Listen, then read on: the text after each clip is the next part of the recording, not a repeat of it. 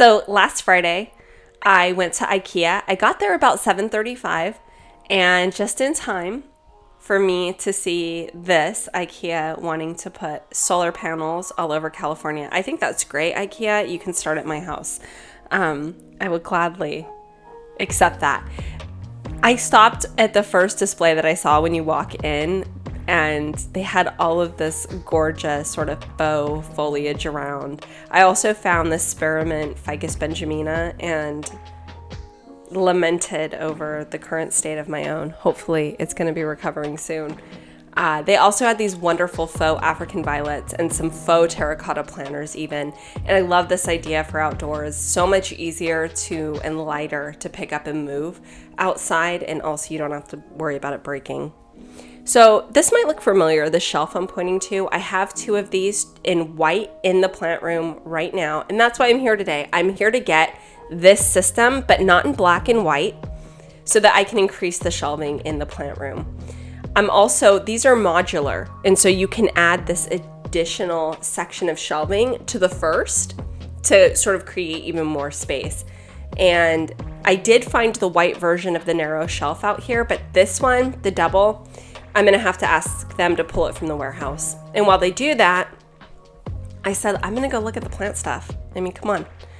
I started with some of the terracotta. They had these really great baskets that would be good if you have floor plants. I don't have a lot of plants on the floor, not even my trees, just because I have younger dogs in the house right now.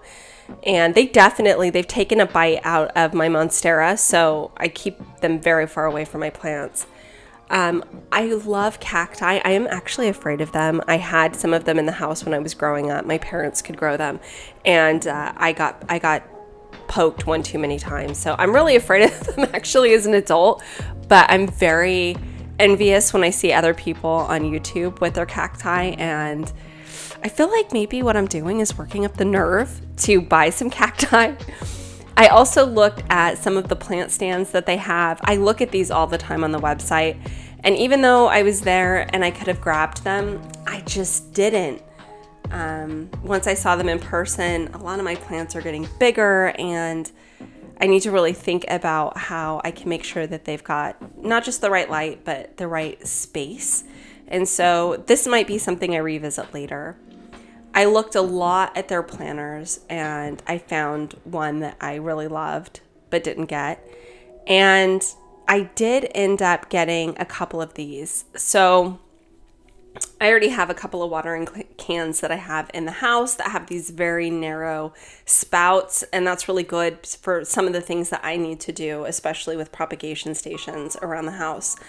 It makes it much easier to get water in there. However, just, thinking about pest management, I've gotten a lot more cautious about using the same watering can in different areas of my house. So I'm just picking up a couple that are inexpensive, but that I know are very durable.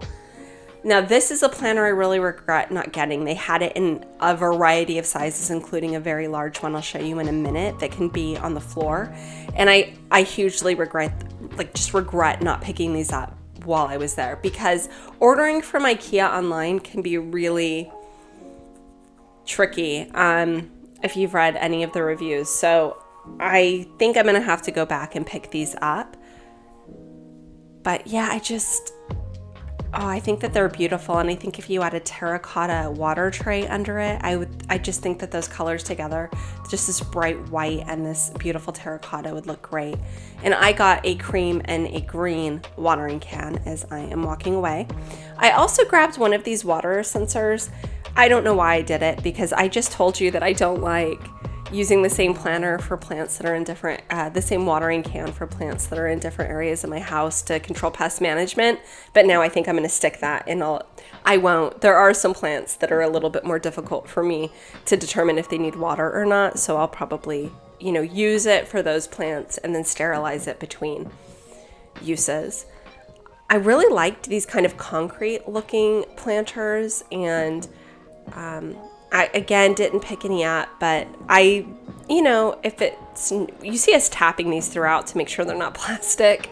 I obviously, as you can tell, I really like these neutral colors in the house because I've got a lot of accents that are super bright, and that's what I prefer to have, are pillows and rugs that have a ton of color, things on countertops that bring color in. And what that just allows me to do is to change it up in a way that's a lot easier when I do want to change color palettes in the house. So I again regret not getting these. These are I want to say they're like a tin or a steel, and they're a metal of some sort with that they're white with this really pretty rim.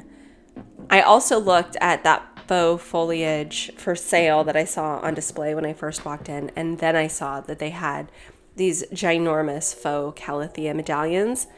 How beautiful. I mean, if you find them to be too fussy, I say just head over to Ikea and pick you up one of those.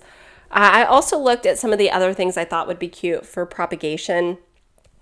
I didn't end up picking anything up because at the end of the day, when it comes to propagation, I did just buy a new propagation station, and right now I am propagating in it my Brazil yet again because I'm afraid of getting real cacti. Maybe that's what I need to desensitize myself.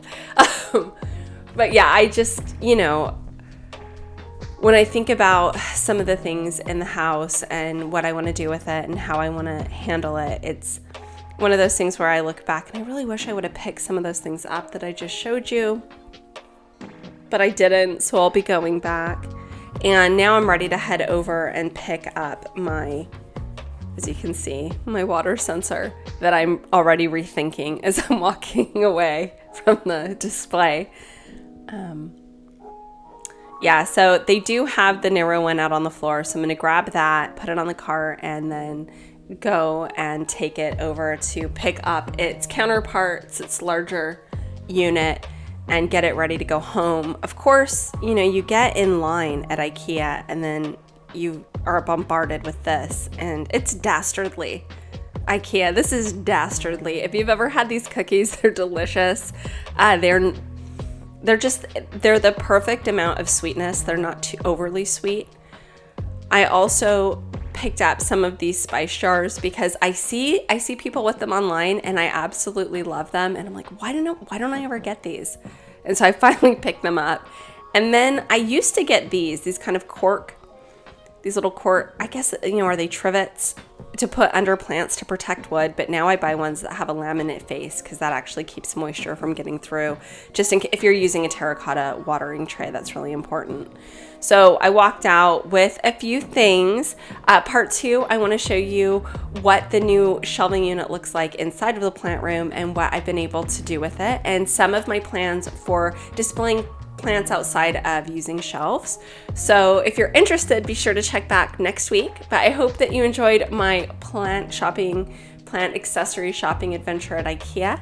And until next time, be well and take care.